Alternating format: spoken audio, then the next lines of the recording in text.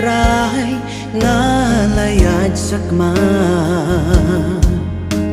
Kendri kapop kala Tep rau yang Shano syuk ngan pai Shano syuk ngan ri Kum adam yang me ngala syep ting atrai Jing suk ngam syem syuk ngamat Tang jing kuslai Bun sin trai hajing duai Yang me ngaku larkai Jing im nga iman kasgi Kam long pajanai Ki kam bangale Ki ktin bangakren Bun sin yang mitrai ngalapen